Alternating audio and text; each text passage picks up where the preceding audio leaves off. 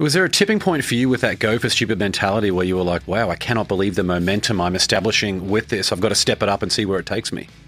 There was no stepping it up because I was always ignorant. I remember that I had been doing... See, you got to understand, I never wanted to launch a concierge firm. Dumbest idea in the planet. If podcasts had been around in the 80s and the 90s, shit, I'd have gone down that route. But I knew that having a conversation with a poor fellow at the bar was useless because I was poor and I knew those conversations never got anywhere. So I didn't want to talk to a poor person. Why would I?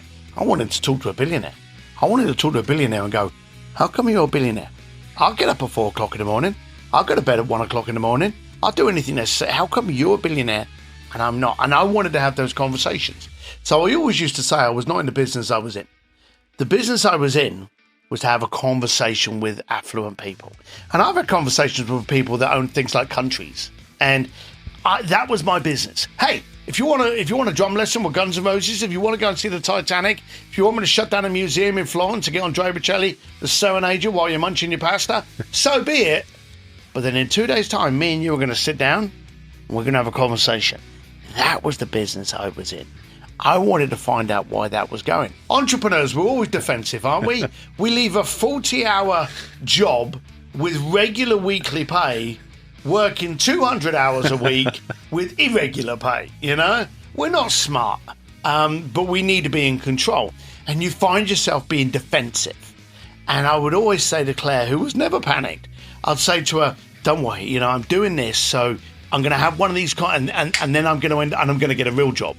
And I was about 8 years into it, and I got this deal with this little known car company called Ferrari in Monaco for the Formula One Grand Prix.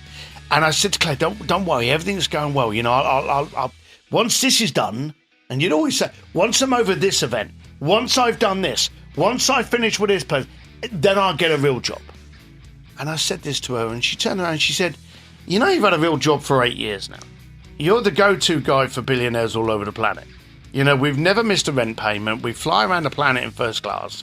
You do understand that you created the job that you're actually looking for. And I was like, oh, I didn't realise that.